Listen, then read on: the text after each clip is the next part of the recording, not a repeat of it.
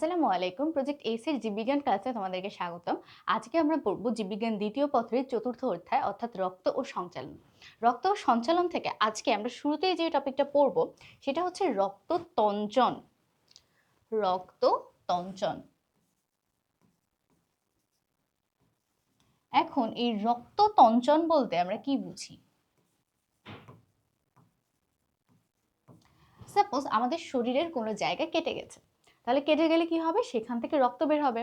এখন এই রক্ত কি অনবরত বের হতেই থাকবে? তোমরা বলো তো কি হয়? কিছুক্ষণ পরে আমাদের রক্তটা জমাট বেঁধে যায়। আমরা নর্মাল সাধারণ ভাষাতে বলি যে রক্ত জমাট বেঁধে গেছে, রাইট? যদি এটা না হতো তাহলে কি হতো?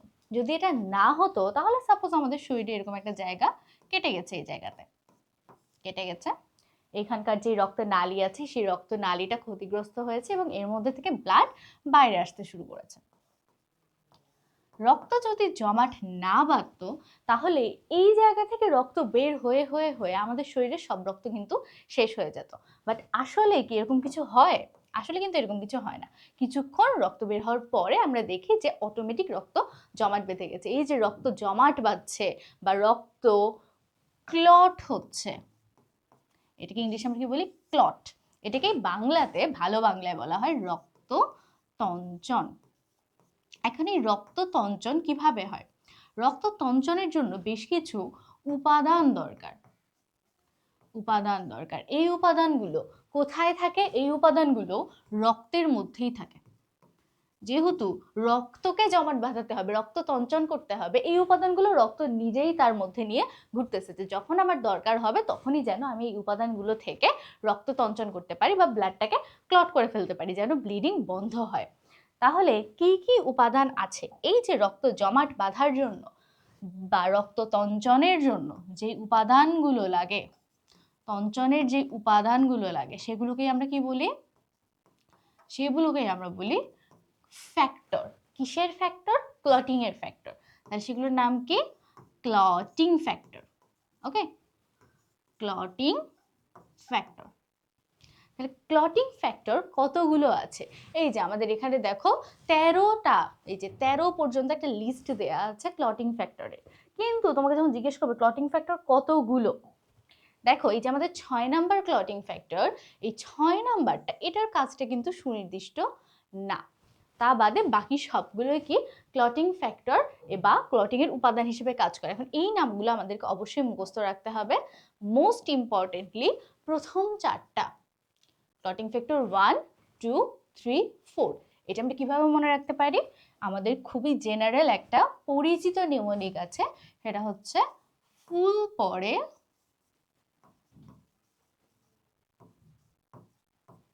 টুপ করে।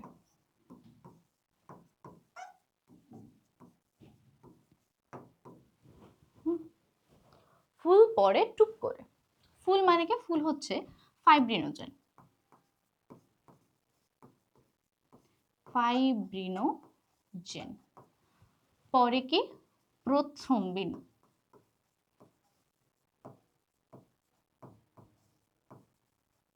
প্রোথ্রম্বিন টুপে হচ্ছে থ্রম্বোপ্লাস্টিন।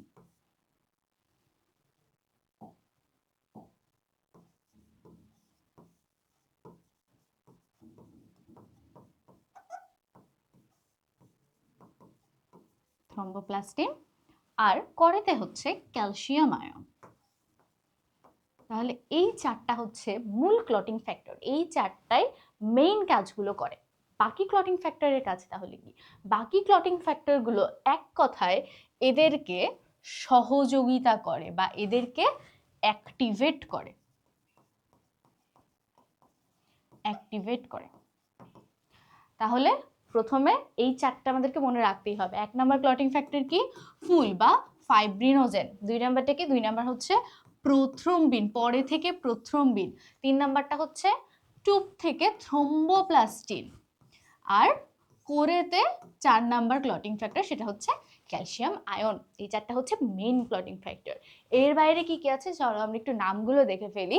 এই সবগুলোকে ল্যাবাইল ফ্যাক্টর, এই সবগুলোর অ্যাক্টিভেশনের জন্য আমাদের যে ফ্যাক্টরগুলো দরকার হয় বাকি ফ্যাক্টরগুলো হচ্ছে সেগুলোই। তাহলে কি প্রথমটা 5 হচ্ছে ল্যাবাইল ফ্যাক্টর, এবং 6 নাম্বারটা আসলে এই 6 নাম্বার ক্লটিং ফ্যাক্টরের ক্লটিংয়ে এখনো কি উপযোগিতা, এটা বিজ্ঞানীরা বের করতে পারে না। সো আমরা আপাতত এটাকে সাইডে রাখবো। এটা হচ্ছে তুমি যদি মেনশন না করো, এটার কাজ হচ্ছে নট মেনশনড, তাও কোনো সমস্যা নাই।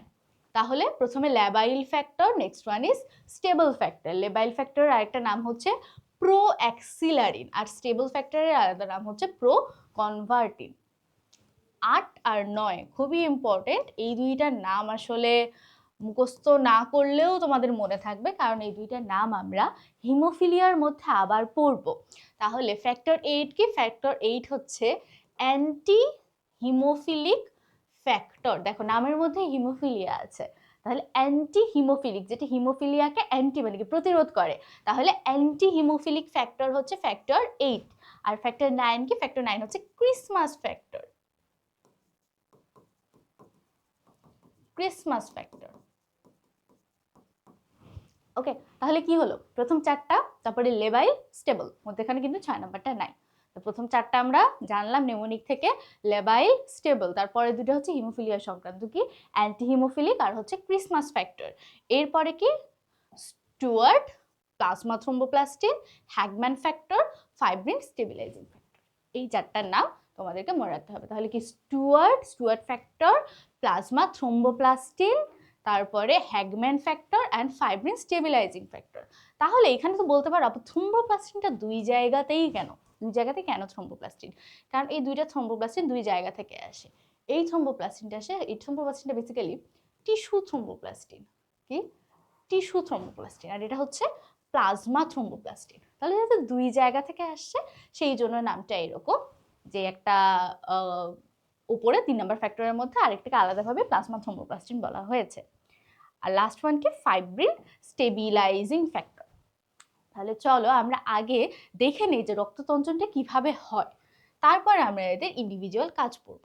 তাহলে আগে আমরা রক্ততঞ্চন প্রক্রিয়াটা একটু জেনে আসি। দেখো কোনো জায়গায় কেটে গেলে সবার প্রথমে সেখানে কি হয়? এটা সাপোজ হচ্ছে আমাদের রক্তনালী। এটা কি? এটা হচ্ছে একটা রক্তনালী। রক্তনালীর এই যে ভেতরের প্রাচীর আসলে পুরো প্রাচীরটাই ক্ষতিগ্রস্ত হয়। সাপোজ এই জায়গাতে কেটে গেছে, এই জায়গাতে আমাদের একটা টিয়ার হলো বা ছিদ্র হলো, একটা আঘাত পেলো, এই জায়গাটা নষ্ট হয়ে গেল। তখন কি হবে? স্বভাবত এর মধ্যে দিয়ে ব্লাড বাইরে যেতে থাকবে। আমাদের কাজ হচ্ছে এটাকে আটকানো। এখন এখানে একটা নতুন একটা যৌগের নাম জানতে হবে, সেটা হচ্ছে হেপারিন। হেপারিন নিয়ে আমি তোমাদের গত ক্লাসে একটু বলেছিলাম যে হেপারিন কি থেকে তৈরি হয়? বেজোফিল থেকে। বেজোফিল, এর বাইরেও বেজোফিল প্লাস আরেকটা কোষ থেকে এটা তৈরি হয়, সেটা হচ্ছে মাস্ট কোষ। রক্তের মধ্যে এই হেপারিন থাকে, বেজোফিল আর মাস্ট কোষ থেকে তৈরি হেপারিন থাকে। হেপারিনের নাম এখানে কেন বলছি? কারণ হেপারিনের কাজটা খুবই ইম্পর্টেন্ট। হেপারিন রক্ত জমাট বাঁধাকে আটকায়। কেন হেপারিন রক্ত জমাট বাঁধাকে আটকায়? দেখো একটা রক্ত নালীর মধ্যে দিয়ে যখন রক্ত প্রবাহিত হচ্ছে, তখন কিন্তু এটা জমাট বাঁধছে না। এটা বেশ কিছু ফ্যাক্টর আছে, সেগুলো আমরা পরে আবার পড়বো। বাট তার মধ্যে মোস্ট ইম্পর্টেন্ট একটা হচ্ছে এই রক্তের মধ্যে থাকে হেপারিন। এই হেপারিন আমাদের যেই কোয়াগুলেশন ফ্যাক্টর বা ক্লটিং ফ্যাক্টরগুলো আছে, এই ক্লটিং ফ্যাক্টরগুলোকে অ্যাক্টিভেটেড হতে দেয় না।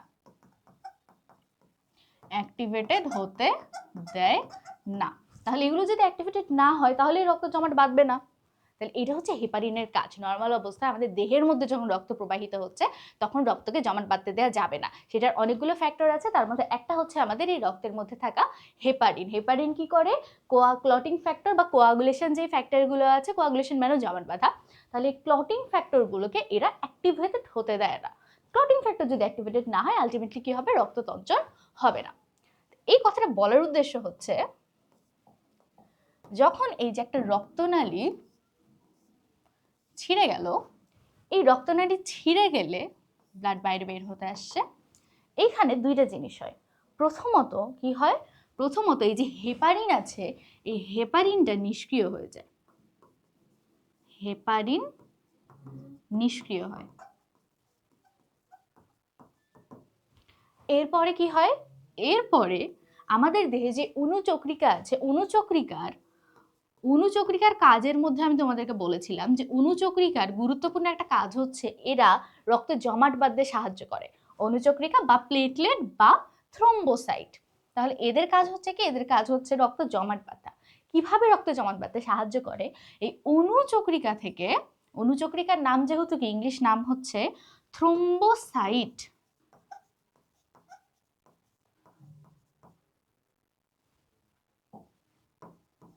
থ্রোম্বোসাইট। তাহলে মনে রাখবে এই থ্রোম্বো থেকে, তাহলে অণুচক্রিকা থেকে কি খরিত হয়, অণুচক্রিকা থেকে বের হয়ে আসে থ্রোম্বোপ্লাস্টিন।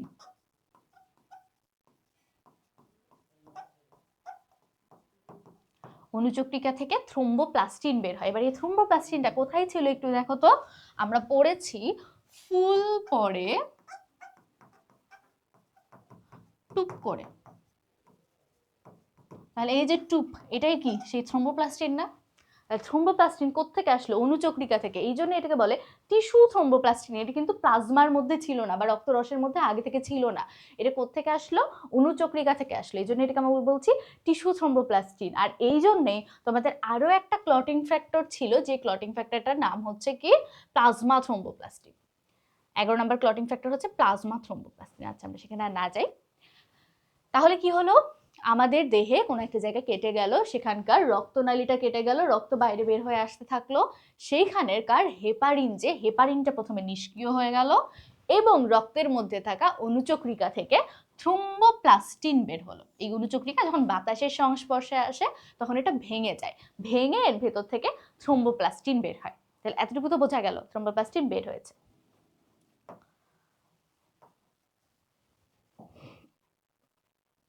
তাহলে এরপরে কি হয়,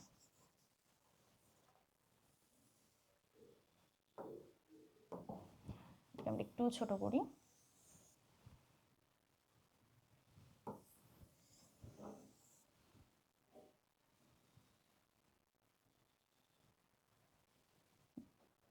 আশা করি দেখা যাচ্ছে। তাহলে এই থ্রোম্বোপ্লাস্টিন, আমরা এখানে আরেকটা জিনিস লিখে রাখি ফুল পরে, কারণ এটা আমাদের পদে পদে লাগবে, টুপ করে। থ্রোম্বোপ্লাস্টিন আমরা অলরেডি পেয়ে গেছি, ক্যালসিয়াম আমাদের ব্লাডে আছে। এই থ্রোম্বোপ্লাস্টিন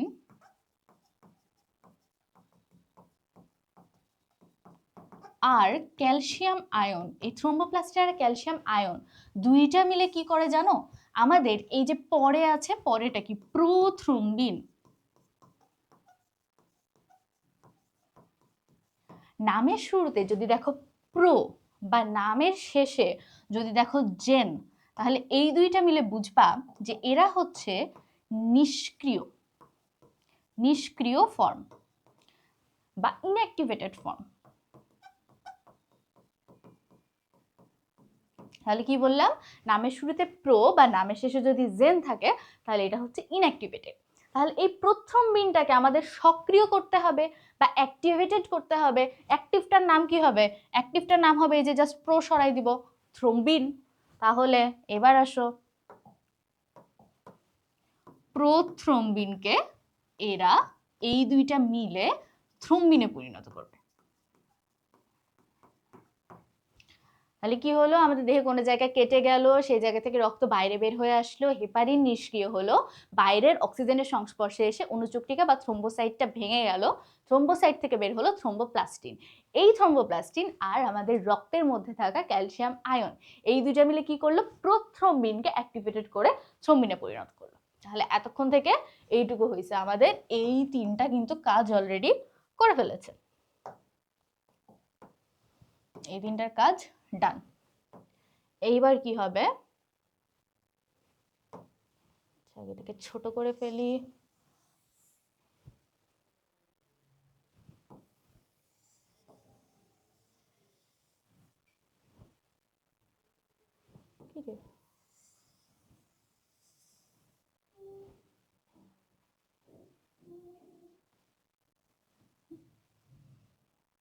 তাহলে এই গেল। তাহলে কি তৈরি হলো? এখন আমাদের কাছে আছে থ্রোম্বিন।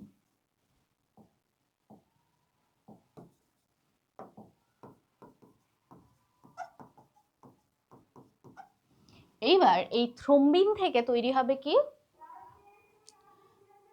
থ্রোম্বিন এবং বাকি কিছু ক্লটিং ফ্যাক্টর। কোন clotting factor? Factor 5, factor 7, factor 8, factor 9, এইগুলো সব কাজ করবে। এই ফ্যাক্টরগুলো কাজ করে একসাথে কি করবে জানো? এই যে প্রথম ক্লটিং ফ্যাক্টর আছে ফিব্রিনোজেন বা ফাইব্রিনোজেন, ফিব্রিনোজেন শুরুতেই তোমাদের একটু আগেই কি বললাম যে নামের শেষে যদি জেন থাকে তার মানে এটা কি? এটা ইনঅ্যাক্টিভেটেড। নামের শুরুতে প্রো বা নামের শেষে জেন যেটাই থাকুক না কেন সেটা হচ্ছে আমাদের ইনঅ্যাক্টিভেটেড ফর্ম। তাহলে এইটাকে অ্যাক্টিভেট করে তাহলে কি জেনটা বাদ দিলে কি থাকে? ফাইব্রিন। ফাইব্রিনে পরিণত করবে কে? এই যে এই ক্লটিং ফ্যাক্টরগুলো সব কয়টা মিলে ফাইব্রিনোজেনকে ফাইব্রিন মোনোমারে পরিণত করবে। মোনোমারে পরিণত করবে। তাহলে দেখো আমাদের ক্লটিং ফ্যাক্টরগুলো কিন্তু ম্যাক্সিমাম ক্লটিং ফ্যাক্টরই নিষ্ক্রিয় অবস্থাতে ছিল, একটা আরেকটাকে সক্রিয় করছে। কিভাবে? ওই যে শুরুতে অনুচক্রিকা ভেঙে গেছিল তারপর থেকেই একটা আরেকটাকে সক্রিয় করতে আছে। করতে করতে আলটিমেটলি আমরা কি পেলাম? থ্রোম্বিন এবং বাকি আরো কিছু ক্লটিং ফ্যাক্টর সবগুলো একসাথে মিলে ফাইব্রিনোজেন থেকে ফাইব্রিন মোনোমার তৈরি করলো। এবার এই ফাইব্রিন মোনোমারটা আসলে কি রকম? পরের ধাপটাতে আসি। দেখো ফাইব্রিন মোনোমার, এটা তো একটা মোনোমার, মানে কি? একটা, সাপোজ এটা হচ্ছে একটা ফাইব্রিন মোনোমার। এইরকম অনেকগুলো ফাইব্রিন মোনোমার তৈরি হয়। অনেকগুলো ফাইব্রিন মোনোমার ধরো তৈরি হলো, তৈরি হয়ে এরকম জালের মতো গঠন করবে। অনেকগুলো ফাইব্রিন মোনোমার যে জালের মতো গঠন তৈরি করে তাকে আমরা বলি ফাইব্রিন জালক বা ফাইব্রিন নেটওয়ার্ক। এই ফাইব্রিন জালক তৈরি হলো এখানে একটা। কোথায় তৈরি হবে? এই যে যে জায়গাটাতে দেখো, যেই জায়গাটাতে এটা রক্তটা বের হচ্ছিল বাইরে, এখানে একটা ফাইব্রিন জালক তৈরি হলো। এই ফাইব্রিন জালকে এসে এখন রক্তের যে কণিকাগুলো আছে সেই সব কণিকাগুলো এখানে আটকে যাবে। রক্ত কণিকাগুলো যদি এখানে আটকে যায়, কি আটকাবে? যে শ্বেত রক্তকণিকা আছে, অনুচক্রিকা আছে, তারপর লোহিত রক্তকণিকা আছে, সব এখানে আটকে যেয়ে তৈরি করবে কি? এইটাই হচ্ছে সেই ক্লট। ক্লট মানে কি? ক্লট মানে হচ্ছে ওই যে জমাট বাঁধা যে পদার্থটা, সেটাই হচ্ছে ক্লট। তাহলে এইভাবে রক্তটা এই জালের মধ্যে জড়িয়ে জমাট বেঁধে যাবে। এই হচ্ছে আমাদের ক্লটিং এর বা রক্ত তঞ্চনের প্রক্রিয়া। তাহলে আমরা যদি শুরু থেকে শেষ পর্যন্ত একটু সামারাইজ করি তাহলে আমাদের জন্য বিষয়টা আরো ইজি হয়ে যাবে। দেখো কিচ্ছু না, জাস্ট এখানে যা যা বললাম সেইগুলো তুমি একটু পয়েন্ট আকারে লিখে দিবা। প্রথমে আমাদের দেহের কোনো জায়গায় কেটে গেছে মানে কি? সেই জায়গার রক্তনালীটা ক্ষতিগ্রস্ত হয়েছে। তাহলে সেই রক্তনালী দিয়ে রক্ত বাইরে বের হয়ে যাচ্ছে। রক্ত বাইরে যখন বের হবে তখন রক্তের মধ্যে থাকা হেপারিন নিষ্ক্রিয় হয়ে যাবে। বাইরের বাতাসের সংস্পর্শে এসে অনুচক্রিকা ভেঙে অনুচক্রিকার মধ্যে যে থ্রোম্বোপ্লাস্টিন আছে সেইটা বাইরে বের হয়ে আসবে। থ্রোম্বোপ্লাস্টিন কিভাবে মনে রাখবো? অনুচক্রিকার অপর নাম হচ্ছে থ্রোম্বোসাইট। তাহলে থ্রোম্বোসাইট থেকে যেটা বের হয় তার নাম কি? থ্রোম্বোপ্লাস্টিন।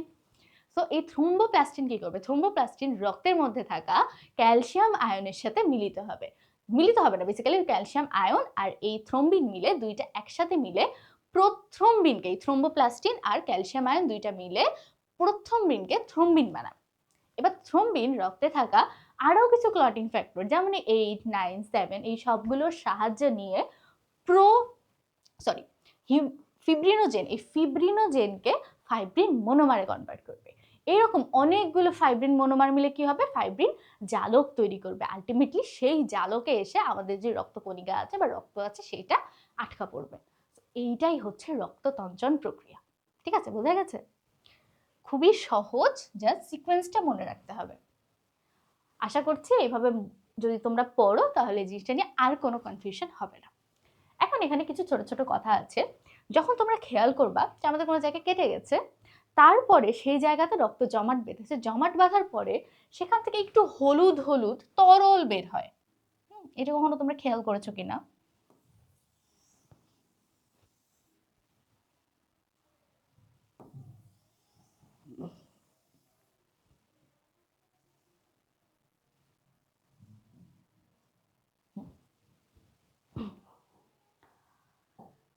তাহলে যেটা বলছিলাম যে ক্লটিং এর পরে এই যে এটা ক্লট থাকলো, এটা ছাড়া আমরা কিছু হলুদ তরল কিন্তু সেই জায়গা দিয়ে বের হয়। দেখবা ধর এই জায়গায় কেটে গেছে, এই জায়গায় রক্ত যখন জমাট বেঁধে গেছে, যে এখান থেকে কিছু হলুদ হলুদ তরল বের হচ্ছে, যেটা আবার বাইরে বের হয় কিন্তু অনেক সময় শুকিয়ে যায়। তাহলে এই যে হলুদ তরল যেটা বের হয় সেটাকে আমরা কি বলি? সেটাকে আমরা বলি সেরাম।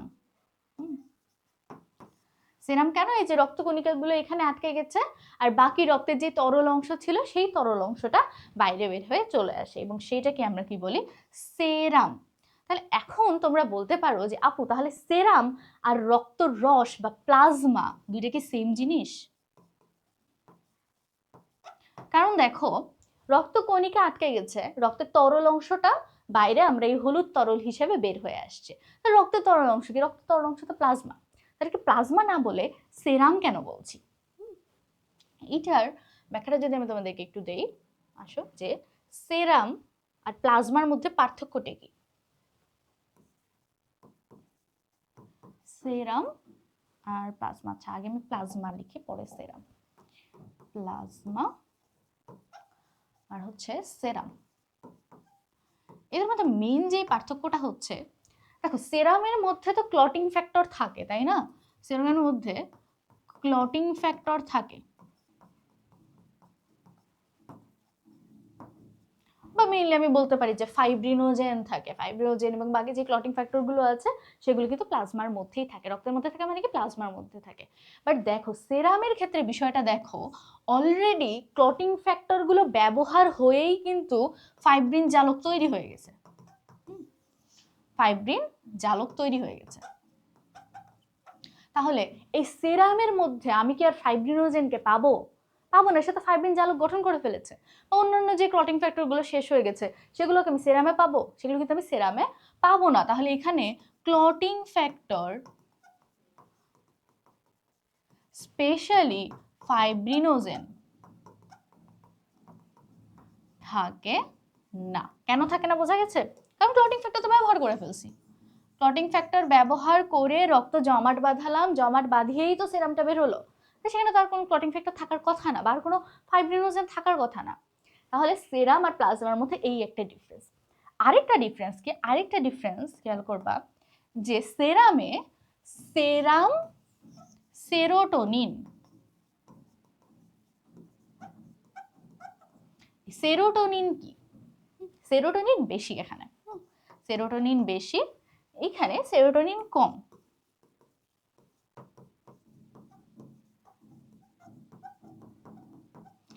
সেরোটোনিন শুধু একটু জেনে রাখো, সেরোটোনিন হচ্ছে এক ধরনের প্রোটিন। এটা কিসের মধ্যে থাকে? এটা থাকে প্লেটলেটের মধ্যে বা অণুচক্রিকার মধ্যে। এটা কোথায় থাকে? এটা থাকে অণুচক্রিকাতে। এখন দেখো এটা অণুচক্রিকার ভেতরে ছিল, অণুচক্রিকা যখন ভেঙে গেছে তখন সেখান থেকে সেরোটোনিন বের হয়েছে। তাহলে অণুচক্রিকা কখন ভাঙছে? যখন ক্লটিং হচ্ছে। যেহেতু ক্লটিং এর সময় অণুচক্রিকা ভেঙে যায় এবং সেইখান থেকে ওই যে থ্রম্বোপ্লাস্টিন বের হয়েছিল, থ্রম্বোপ্লাস্টিনের সাথে সাথে এই সেরোটোনিনটাও বের হয়। এই জন্য সেরামের মধ্যে সেরোটোনিনটা বেশি থাকে। আর প্লাজমাতে নর্মালি সেরোটোনিন কম থাকে, কারণ সেগুলো তো ম্যাক্সিমামই চলে যায় হচ্ছে অণুচক্রিকার মধ্যে। অণুচক্রিকা যেহেতু ওখানে ইনট্যাক্ট থাকে, অণুচক্রিকা তো ভেঙে যায় না, এই জন্য সেরামের ভেতরে প্লাজমার ভেতরে সেরোটোনিন কম থাকে আর সেরামের ভেতরে সেরোটোনিন বেশি থাকে। তাহলে এই হচ্ছে দুইটা পার্থক্য। এই দুইটা পার্থক্য অবশ্যই তোমাদেরকে মনে রাখতে হবে। খতে মাঝে মাঝে আসে যে প্লাজমা সেরামের মধ্যে পার্থক্য কি। এর বাইরে যে তোমার বর্ণ হ্যান ত্যান এগুলো সব তোমরা দিতে পারো, বাট এই দুটো জিনিস তোমাদেরকে লিখতে হবে মাস্ট, এই দুইটা তোমাদের দেয়াই লাগবে। তাহলে এই হচ্ছে আমাদের রক্ততঞ্চন প্রক্রিয়া। রক্ততঞ্চন কতক্ষণে হয়? নর্মালি 4 থেকে 5 মিনিটের মধ্যে রক্ততঞ্চন হয়। তাহলে এটা কি রক্ততঞ্চন কাল বা তঞ্চন কাল? তঞ্চন কাল কতক্ষণ? 4 থেকে 5 মিনিট। এইবার আমাদের নেক্সট কোশ্চেন হচ্ছে, এই যে তৈরি হলো ফাইব্রিন জালক, তৈরি হলো একটা, কিরকম একটা জালক তৈরি হলো? এটা তো এরকম একটা জালের মতো এখানে তৈরি হয়েছে। এই জালের মধ্যে সব রক্তকণিকাগুলো আটকা পড়ে গেছে। এটা একটা ব্লাড ভেসেল। আর এটা কি এরকমই থাকবে? এরকম যদি থাকে এর মধ্যে দিয়ে কি রক্ত চলাচল হতে পারবে? এদিকে কি ব্লাড আসতে পারবে? পারবে না। এখানে যদি একটা জিনিস জমাট বেঁধে থেকে যায় তাহলে তো এটা পারবে না। তাহলে এখানে কি হয়, এখানে একটা ছোট্ট জিনিস হয় যেটা তোমাদেরকে জানতে হবে, সেটা হচ্ছে আমাদের দেহ এই ক্ষতস্থানটাকে পূরণ করতে থাকে। এই যে এই জায়গাতে ক্ষত হয়েছিল, এই ক্ষত জায়গাটাকে তারা পূরণ করে দেয়। বিভিন্ন ধরনের প্রোটিন এসে, ফাইব্রাস প্রোটিনগুলো এসে এই জায়গাটাকে রিপেয়ার করে দেয়। আলটিমেটলি রিপেয়ার, আমাদের বডির মধ্যে রিপেয়ার মেকানিজম আছে, এটা না থাকলে আমরা আসলে এত সুস্থভাবে বেঁচে থাকতে পারতাম না। তাহলে এই রিপেয়ার মেকানিজম দিয়ে এই জায়গাটা রিপেয়ার হয়ে গেল। এখন এই ক্লট যদি এখানে থেকে যায় তাহলে তো সমস্যা, ব্লাড যাবে না, ব্লাড যাবে না, আমাদের পরবর্তী যে কোষগুলো আছে সেই কোষগুলো পুষ্টি পাবে না, অক্সিজেন পাবে না, আলটিমেটলি মারা যাবে। তাহলে ক্লট কিন্তু খুব বেশিক্ষণ রাখা যাবে না। এই জন্য আমাদের শরীরে আল্লাহ তাআলা একটা জিনিস দিয়ে দিয়েছে, সেটার নাম হচ্ছে প্লাজমিন, যেটা নর্মালি থাকে প্লাজমিনোজেন হিসেবে। প্লাজমিনোজেন হিসেবে এই প্লাজমিনোজেনটা যখন এখানে ফাইব্রিন জালক গঠিত হয়, ফাইব্রিন জালক গঠিত হলো, রক্ত ক্লট হয়ে গেল, এখানে রিপেয়ার শুরু হয়ে গেছে, তখন এই প্লাজমিনোজেনটা প্লাজমিনে পরিণত হয়। প্লাজমিনের কাজ কি? প্লাজমিনের কাজ হচ্ছে এই যে জালকটা আছে এই জালকটাকে ভেঙে ফেলা, ভেঙে ফেলা বা গলিয়ে ফেলা, যে কোনো কিছুই বলতে পারো। তাহলে প্লাজমিন কি করে? প্লাজমিন এই ফাইব্রিন জালকটাকে ধ্বংস করে দেয়। তাহলে ধ্বংস করে দিলে কি হবে?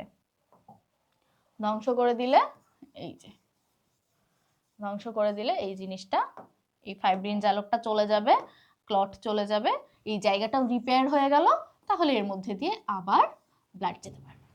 তাহলে রক্ত তঞ্চনের পরেও এটি কিন্তু একটা খুবই গুরুত্বপূর্ণ জিনিস, যে আমাদের এই ক্লটটা বা যে রক্ত জমাট বাঁধা রক্তটা সেটা কিন্তু এখানে রেখে দেওয়া যাবে না। আমাদের বডিতে এই মেকানিজমটা আছে যে প্লাজমিন এসে এই ফাইব্রিন জালকটাকে ধ্বংস করে দিবে, এই জায়গাটা রিপেয়ার হয়ে যাবে এবং তারপরে এখান দিয়ে আবার আমাদের ব্লাড ফ্লোটা চলতে থাকবে। এখন যদি এই প্লাজমিন না থাকতো তাহলে কি হতো? ওই তো বললাম যে আমাদের এর মধ্যে দিয়ে আর ব্লাড যেতে পারতো না, একটা জায়গায় ক্লট হয়ে জায়গাটা বদ্ধ হয়ে থেকে যেত। জায়গা যদি বন্ধ হয়ে যায়, পরের জায়গা তো কি অক্সিজেন পাবে না, কিছুক্ষণের মধ্যে ওইখানকার সব টিস্যুগুলো মারা যাবে। এই হচ্ছে ক্লটিং নিয়ে কথাবার্তা। এবার ক্লটিং ফ্যাক্টরগুলোর কাজগুলো আমরা দেখি। ক্লটিং ফ্যাক্টরের কাজ আমরা অলরেডি যখন ক্লটিং এর মেকানিজম পড়েছি তার মধ্যেই পড়ে ফেলেছি। দেখো, ফ্যাক্টর 1টা কি? ফাইব্রিনোজেন। ফাইব্রিনোজেন কি জাতীয় প্রোটিন? একটা গ্লোবিউলিন। আমরা পড়েছি প্রোটিনের আকার হিসেবে এটাকে অনেকভাবে ভাগ করা যায়, ফাইব্রাস প্রোটিন, গ্লোবিউলার প্রোটিন। তাহলে ফাইব্রিনোজেনটাকে, এটা হচ্ছে একটা গ্লোবিউলিন জাতীয় প্রোটিন। এটা রক্ত চঞ্চলের সময় কিসে পরিণত হয়? ফাইব্রিন মনোমারে। অনেকগুলো ফাইব্রিন মনোমার মিলে কি তৈরি করে? Fibrin polymer. ওকে, তাহলে প্রথ্রম্বিন। প্রথ্রম্বিন কি? একটা প্লাজমা প্রোটিন। দেখো, এটা কিন্তু প্লাজমার মধ্যেই ছিল, এটা কিন্তু রক্তের মধ্যে ছিল, এই জন্য এটাকে বলছে প্লাজমা প্রোটিন। তাহলে প্লাজমা প্রোটিন কে কোথায় সংশ্লেষিত হয়? এটা আমরা জানি, সকল প্লাজমা প্রোটিন গামা গ্লোবিউলিন ছাড়া, গামা গ্লোবিউলিন ছাড়া সব প্লাজমা প্রোটিন কোথায় তৈরি হয়? যকৃতে তৈরি হয়, এবং এটা তৈরি করার জন্য অবশ্যই ভিটামিন কে লাগে। এই জন্য কারো যদি ভিটামিন কে ডেফিসিয়েন্সি হয়, মানে শরীরে ভিটামিন কে কমে যায়, তখন কি হবে? প্রথ্রম্বিন তৈরি হবে না। প্রথ্রম্বিন তৈরি না হলে কি হবে? তার রক্ত জমাট বাঁধবে না। তো এই জন্য দেখা যায় যে যাদের শরীরে ভিটামিন কে কম তাদের রক্ত জমাট বাঁধে না, বা রক্ত দেরি করে জমাট বাঁধে, তাদের অনেক বেশি ব্লিডিং হয়। নর্মালি তোমার আমার হাত কেটে গেলে যতটুকু ব্লিডিং হবে ওদের দেখবা অনেক বেশি হয়। যেমন বাচ্চাদের এই জিনিসটা অনেক সময় হয়, বাচ্চাদের অনেক সময় বোঝা যায় না যে তাদের ভিটামিন কে ডেফিসিয়েন্সি আছে কিনা। তাদের যখন যাদের দাঁত ওঠে, দাঁত ওঠার সময় নর্মালি কি, আমাদের তো যাদের ভিটামিন কে ধরো নর্মাল আছে তাদের ব্লিডিংটা কম হয় বা কিছুক্ষণ হয়, হয়ে বন্ধ হয়ে যায়, বাট ওদের ব্লিডিংটা সহজে বন্ধ হতে চায় না।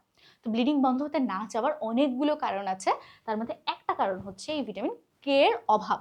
কারণ ভিটামিন কে কি করে? এই প্রথ্রম্বিন তৈরিতে সাহায্য করে। প্রথ্রম্বিন তঞ্চনের সময় কিসে পরিণত হয়? থ্রম্বিনে, আমরা অলরেডি জেনেছি।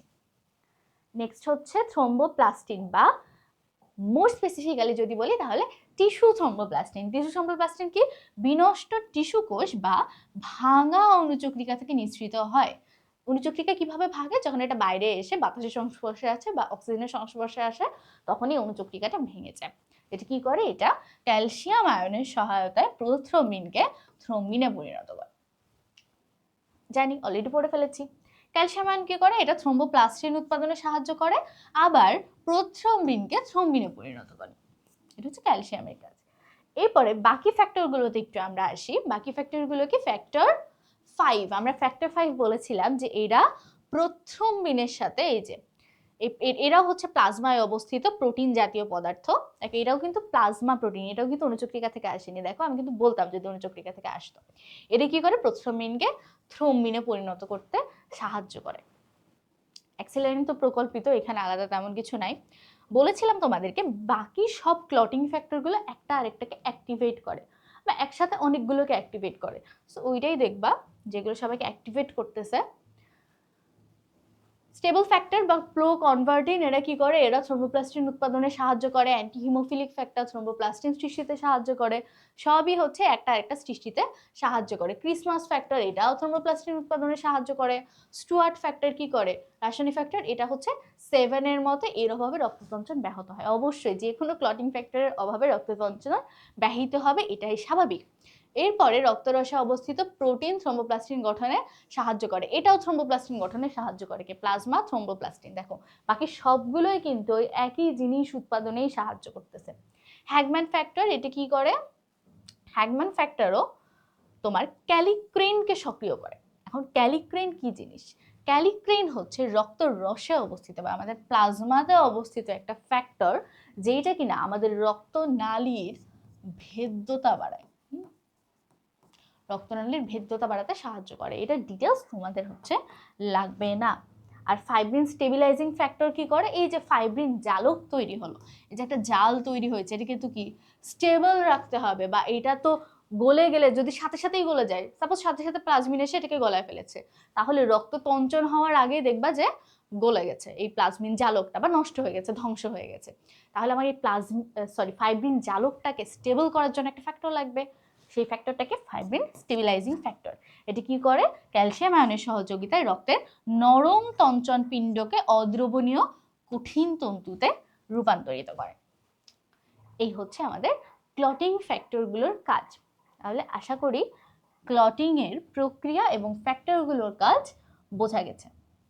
এখন এইখানে একটা কোশ্চেন আছে তোমাদের জন্য, যে রক্তনালীর ভেতরে রক্ত তঞ্চন হয় না কেন? এই প্রশ্নটা খুবই খুবই কমনলি তোমাদের খতে আসে, যে রক্তনালীর ভিতরে রক্ততঞ্চন হয় না কেন। দেখো এটার কিছু কিছু কজ আমরা অলরেডি বলে ফেলেছি। প্রথমত এটা একটা রক্তনালী, রক্তনালীর ভেতর দিয়ে রক্ত সবসময় গতিশীল থাকে, গতিশীল থাকে। তাহলে যেহেতু এটা সবসময় একটা মুভমেন্টের মধ্যে থাকে, একটা প্রেসারের উপর দিয়ে সবসময় যায়, এই জন্য এইটা জমাট বাঁধে না। তাহলে প্রথম কথা হচ্ছে, প্রথম পয়েন্টটা হচ্ছে যে এরা গতিশীল থাকে, রক্ত গতিশীল থাকে। এর বাইরে কি ছিল, ওই যে রক্তের মধ্যে হেপারিন ছিল, হেপারিন থাকার জন্য, তাহলে হেপারিন কি করে, কোয়াগুলেশনকে বাধা দেয়, এই জন্য হেপারিনকে বলে অ্যান্টি কোয়াগুলেশন ফ্যাক্টর। যেহেতু যেগুলো ক্লটিং করে বা কোয়াগুলেশন করে সেগুলো হচ্ছে কোয়াগুলেশন ফ্যাক্টর, ওই যে আমরা আগে পড়ে আসলাম 1 to 30। আর হেপারিন এটা যে কোয়াগুলেশন করতে দিচ্ছে না, বাধা দিচ্ছে, সেটাকে বলে অ্যান্টি কোয়াগুলেটিং ফ্যাক্টর বা অ্যান্টি কোয়াগুলেশন ফ্যাক্টর। তাহলে আরেকটা কারণ কি, হেপারিন। 3 নম্বর কারণ হচ্ছে আমাদের এই যে রক্তনালীর ভেতরের যে ওয়ালটা আছে, ভেতরের এই দেয়ালটা হচ্ছে খুব মসৃণ। মসৃণ হওয়ার কারণে কি রক্ত ইজিলি এটার মধ্যে দিয়ে স্লাইড করে চলে যেতে পারে, রক্তের মধ্যে কোনো ধরনের জমাট বাঁধা হয় না। তাহলে এই 3টা জিনিস তোমাদের বই অলরেডি দেয়া আছে। তবে যদি আরো কিছু কাজ লিখতে চাও বা আরো কিছু কারণ লিখতে চাও, তাহলে খেয়াল করে দেখো আমাদের সব ক্লটিং ফ্যাক্টর অ্যাক্টিভেট হওয়ার জন্য শুরুতে কি লেগেছে, থ্রোম্বোপ্লাস্টিন। এই থ্রোম্বোপ্লাস্টিন কিসের মধ্যে ছিল, অণুচক্রিকা বা থ্রোম্বোসাইটের মধ্যে ছিল। তাহলে দেখো এই থ্রোম্বোপ্লাস্টিন তো প্লাজমাতে নাই, থ্রোম্বোপ্লাস্টিন যদি প্লাজমাতে আসে তারপরে না বাকিগুলো অ্যাক্টিভেটেড হবে, তাহলে থ্রোম্বোসাইটের মধ্যে যেহেতু আছে বা অণুচক্রিকার মধ্যে যেহেতু আছে, সেহেতু এটা তো নর্মালি রক্তকে ক্লট করতে পারবে না, কারণ এটা গেটো অণুচক্রিকার মধ্যে। যখন অণুচক্রিকা থেকে বাইরে আসবে, যখন এখানে কোনো আঘাত পাবে, যখন এই জায়গায় কোনো একটা টিয়ার তৈরি হলো, ছিঁড়ে গেল ওই জায়গাটা, তখন বাইরে এসে না প্লেটলেটের ভেতর থেকে বা থ্রোম্বোসাইটের ভেতর থেকে থ্রোম্বোপ্লাস্টিন বের হবে। এর বাইরে তো থ্রোম্বোপ্লাস্টিন বের হওয়ার কোনো ওয়ে নাই। তাহলে এই ক্লটিং ফ্যাক্টর কিসের মধ্যে থাকে? থ্রোম্বোসাইটের মধ্যে থাকে এই ক্লটিং ফ্যাক্টরটা। সেই জন্য কি হয়, যখন রক্ত নালীর মধ্যে থাকে তখন এটাতে ক্লটিং হয় না। আবার খেয়াল করো, এইটা তো থাকেই, প্লাস আমাদের ম্যাক্সিমাম ক্লটিং ফ্যাক্টরগুলোর কথা যদি তুমি দেখো, এই যে নামগুলো একটু খেয়াল করো। ফাইব্রিনোজেন, জেন মানে কি? নিষ্ক্রিয় বলেছি। প্রোথ্রম্বিন, শুরুতে প্রো মানে কি? নিষ্ক্রিয় বলেছি। তারপরে কি? প্রো অ্যাক্সিলারিন, এটাও কি? নিষ্ক্রিয়। প্রো কনভার্টিন, তারপরে কি? এই যে দেখো, এই কয়টাই মোটামুটি এগুলোই, বাকিগুলো তো হচ্ছে তোমার একটা আরেকটাকে, যেমন এগুলো সব কয়টা মিলে হচ্ছে এটাকে অ্যাক্টিভেটেড করে। ম্যাক্সিমাম এই ক্লটিং ফ্যাক্টরগুলো সবই কি? ইনঅ্যাক্টিভেটেড অবস্থায় আছে। ব্লাডে এরা যখন থাকে তখন এরা ইনঅ্যাক্টিভেটেড অবস্থায় থাকে। তাহলে এরা যদি অ্যাক্টিভেটেড না হতে পারে তাহলে তো রক্ত তঞ্চন করবে না, তাই না? তাহলে রক্তনালীর ভিতরে রক্ত তঞ্চন না হওয়ার আরো একটা কারণ হচ্ছে আমাদের যে রক্ত তঞ্চন বা ক্লটিং ফ্যাক্টরগুলো থাকে, সেই ফ্যাক্টরগুলো নর্মালি ইনঅ্যাক্টিভেটেড থাকে। তাহলে এই সব হচ্ছে আমাদের এই কোয়েশ্চেনের আনসার। জাস্ট ছোট ছোট করে একটা লাইনে লিখে দিবা। এর মধ্যে প্রথম 3টা হয়তো তোমাদের বইয়ের মধ্যে দেয়া আছে, সাথে এই 2টা অ্যাড করে নিবা, ঠিক আছে? এই হচ্ছে আমাদের রক্ত তঞ্চন নিয়ে যাবতীয় কথাবার্তা। খুবই সহজ, বাট তোমাদের মধ্যে কেন জানি তোমরা হচ্ছে অনেক বেশি ভয় পাও এই জিনিসটাকে নিয়ে, মনে রাখতে পারো না। অনেক ছোট করে তোমাদের লেভেলে আসলে এটা অনেক ছোট করে দেয়। এই যে বলছি, বাকি ফ্যাক্টরগুলো ওই আরেকটা ফ্যাক্টরকে অ্যাক্টিভেটেড করছে, প্রোথ্রম্বিনকে থ্রম্বিন করছে, কিভাবে করে, কোন পাথওয়েতে করে, অনেক ডিটেলস জিনিসপাতি আছে। এইসব তোমাদের আসলে দরকার নাই, এইগুলো পড়ানো হয় মেডিকেলের ফার্স্ট ইয়ারে। তো তোমরা এতটুকু জেনে এতটুকু যদি লিখে আসতে পারো তাহলে ইনাফ, এর বাইরে তোমাদের হচ্ছে লাগবে না। এরপরে আসো আমরা রক্তবাহিকা নিয়ে একটু কথা বলি। রক্তবাহিকা কি? আমরা জানি আমাদের রক্ত সংবহন তন্ত্র কিরকম, বদ্ধ না মুক্ত? বলো তো। রক্ত সংবহন তন্ত্র এইটা আমরা জানি 2 রকম, বদ্ধ আর একটা হচ্ছে মুক্ত।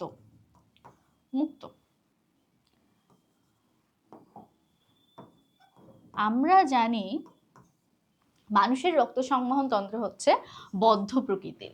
বদ্ধ মানে কি? বদ্ধ মানে হচ্ছে এইটা বিভিন্ন রক্তবাহিকার মধ্যে থাকে সবসময়। তাহলে এই রক্তবাহিকাগুলো নিয়ে আমাদেরকে একটু পড়তে হবে। তাহলে রক্তবাহিকা কি কি আছে আমাদের দেহে? মানুষের দেহে 3 ধরনের রক্তবাহিকা আছে, ধমনী, শিরা আর কৈশিক জালিকা। আমাদের এই গঠনগুলো একটু জানতে হবে। দেখো তোমরা আগে থেকেই জানো, বাট তারপরেও একটু জাস্ট রিক্যাপ করে দেয়া।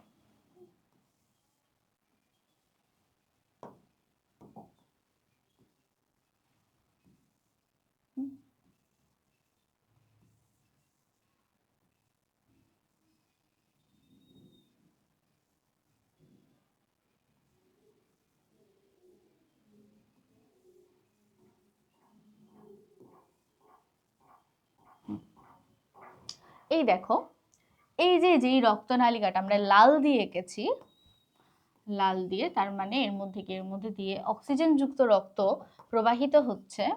এই রক্তবাহিটাকে আমরা কি বলি? এই রক্তবাহিকাটাকে আমরা বলছি ধমনী।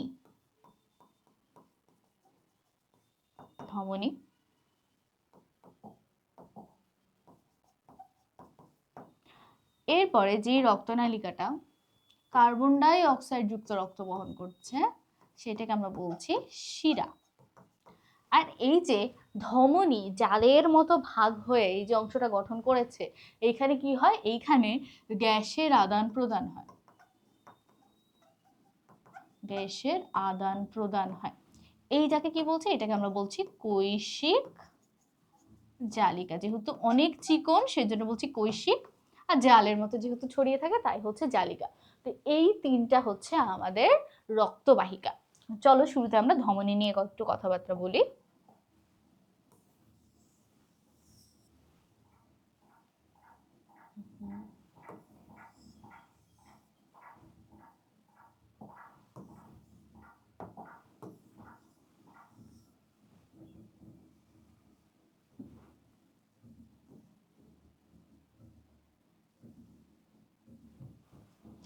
ধমনী নিয়ে যদি কথাবার্তা বলি একটু,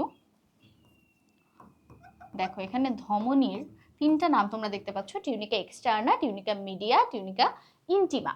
এটা কি ধমনীর এই যে প্রাচীরটা থাকে, ধমনীর প্রাচীরটা বেশ পুরু।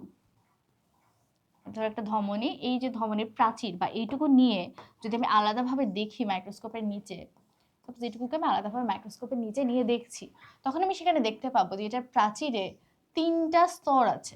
টিউনিকা তিনটা স্তরের মধ্যে প্রথম যে স্তর বাইরের দিকে, এটাকে বলে টিউনিকা এক্সটার্না, বা এটার আরেকটা নাম আছে যেটা হচ্ছে অ্যাডভান্টিসিয়া।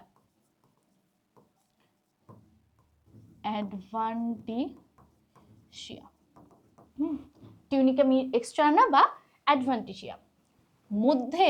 মধ্যের এই পেশিময় যে অংশটা, মধ্যের লেয়ারে মেনলি কি থাকে, পেশি থাকে। মধ্যে, যেহেতু মধ্যে মানে হচ্ছে মাঝে, মানে মিডিয়া মানে হচ্ছে মধ্যেখানে, তাহলে বাইরে যেটা থাকে সেটা এক্সটার্না, মধ্যেখানে যে পেশিময় লেয়ার থাকে সেটা হচ্ছে মিডিয়া, আর ভেতরের যে লেয়ারটা, এই যে ভেতরের এই লেয়ার ইন্টারনাল বা হচ্ছে ভেতরের দিকে, সেটাকে আমরা বলি কি টিউনিকা ইন্টিমা। তাহলে এই হচ্ছে ধমনীর প্রাচীরের গঠন। এখন একটা ধমনী, আমরা জানি ধমনী হচ্ছে কি করে, ধমনীর কাজ হচ্ছে অক্সিজেন যুক্ত রক্ত বহন করা। তাহলে ধমনী কি সবসময় অক্সিজেন যুক্ত রক্ত বহন করে? না, এইটার একটা ব্যতিক্রম আছে। ব্যতিক্রমকে সবসময় O2 যুক্ত রক্ত বহন করবে, কিন্তু একটা ব্যতিক্রম আছে, সেটা আমরা একদম ছোটবেলা থেকে পড়ে আসছি, যেটা পালমোনারি ধমনী।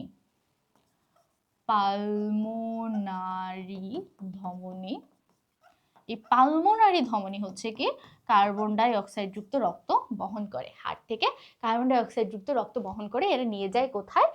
লাংসে। নিয়ে যেয়ে সেখানে গ্যাসীয় বিনিময় হয়। তাহলে এই একটা হচ্ছে এক্সেপশন। তাহলে মোটা দাগে আমরা সবসময় বলি যে যেটা অক্সিজেন যুক্ত রক্ত বহন করে সেইটাই হচ্ছে ধমনী। তা আমি যদি একটু ডেফিনিটলি বলতে চাই, ডেফিনিটলি বলতে গেলে আসলে কি জানো, হৃৎপিণ্ড থেকে, বেসিক্যালি হৃৎপিণ্ড থেকে যে নালী তৈরি হয় সেটা হচ্ছে ধমনী। আমি যদি এক্সপ্লেইন করি, হৃৎপিণ্ড থেকে যেটা তৈরি হবে, যেমন কি হৃৎপিণ্ড থেকে পালমোনারি ধমনী দিয়ে লাংসের মধ্যে যাবে, হৃৎপিণ্ড থেকে অ্যাওর্টা দিয়ে সারা শরীরের মধ্যে যাবে, তাহলে পালমোনারি ধমনী, অ্যাওর্টা, বা অ্যাওর্টা থেকে বাকি যে ধমনীগুলো তৈরি হয় সবই কি আলটিমেটলি হৃৎপিণ্ড থেকে তৈরি হচ্ছে না? হৃৎপিণ্ড থেকে যে নালীগুলো তৈরি হয় সেগুলো হচ্ছে ধমনী। আর যেগুলো হৃৎপিণ্ডতে ফিরে আসে, হৃৎপিণ্ড থেকে তৈরি হয় না, কৈশিক জালিকাতে তৈরি হয়ে হৃৎপিণ্ডে ফিরে আসে, সেইগুলো হচ্ছে শিরা। এখন সেটা কার্বন ডাই অক্সাইড যুক্ত রক্ত বহন করুক বা অক্সিজেন যুক্ত রক্ত বহন করুক। যেমন কি লাংস থেকে বা ফুসফুস থেকে হৃৎপিণ্ডে আসছে, পালমোনারি শিরা, তাহলে এটা কিন্তু অক্সিজেন বহন করে, বাট তারপরে সেটা শিরা কেন? কারণ সেইটা বাইরের কোনো অঙ্গ থেকে হৃৎপিণ্ডে ব্লাড নিয়ে আসছে। তাহলে বাইরের কোনো একটা অঙ্গ থেকে হৃৎপিণ্ডে যেটা ব্লাড নিয়ে আসবে সেটা হচ্ছে শিরা, আর যেটা হৃৎপিণ্ড থেকে বাইরের কোনো অঙ্গে রক্ত নিয়ে যাবে সেটাই হচ্ছে ধমনী। আমরা জেনারেলি বলি যে এটা অক্সিজেন বহন করে, যে এটা সেটা ধমনী, যেটা কার্বন ডাই অক্সাইড বহন করে সেটা শিরা। ব্যতিক্রম হচ্ছে এটা। বাট আসলে মেইন কনসেপ্ট, একদম বেসিক কনসেপ্ট হচ্ছে এটাই, যেটা হৃৎপিণ্ড থেকে রক্ত নিয়ে যায় সেটা ধমনী। সেটা either carbon dioxide or oxygen যুক্ত রক্ত হইতে পারে। যেইটা হৃৎপিণ্ডতে রক্ত নিয়ে আসে সেটা শিরা, এটা অক্সিজেন হোক বা কার্বন ডাই অক্সাইড যুক্ত রক্ত হোক। তো আমরা আমাদের জেনারেল যেটা আছে সেইটাই শিখবো, আর পালমোনারিটাকে এক্সেপশন বলবো। এটা শুধু তোমাদের জানার জন্য আমি তোমাদেরকে বলে রাখলাম। তাহলে এই হচ্ছে ধমনী, শিরা। ধমনীর প্রাচীরটা যেমন একটু মোটা হয়, সাপোজ এটা হচ্ছে ধমনীর প্রাচীরটা যেমন একটু মোটা হয়, শিরা কিন্তু এরকম হয় না। শিরার প্রাচীরটা কি হয়? শিরার প্রাচীরটা হয় পাতলা। শিরার প্রাচীরটা হচ্ছে পাতলা। তাহলে খেয়াল করো তো, এটা হচ্ছে ভেতরের জায়গা। প্রাচীর যদি মোটা হয় তাহলে ভেতরের এই জায়গাটা বেশি হবে, নাকি প্রাচীর পাতলা হলে ভেতরের এই জায়গাটা বেশি হবে? আমাকে একটু বলো তো। যেটার প্রাচীর মোটা সেটার লুমেন বা ভেতরের ফাঁকা জায়গা এটা কিন্তু কম, আর যেটার প্রাচীরটা পাতলা সেটা কিন্তু লুমেনটা কি হবে বা ভেতরের ফাঁকা জায়গাটা কি হবে? বড় হবে। এটা হচ্ছে শিরা আর ধমনীর মধ্যে একটা পার্থক্য, যে ধমনীতে আমাদের এই লুমেনটা অনেক ছোট হয় যেহেতু প্রাচীর মোটা। আর শিরাতে যেহেতু প্রাচীর পাতলা আমাদের লুমেনটা কি হয়, বড় হয়। ধমনীর মধ্যে কিন্তু অক্সিজেনের প্রেসার বেশি থাকে, চাপ বেশি থাকে।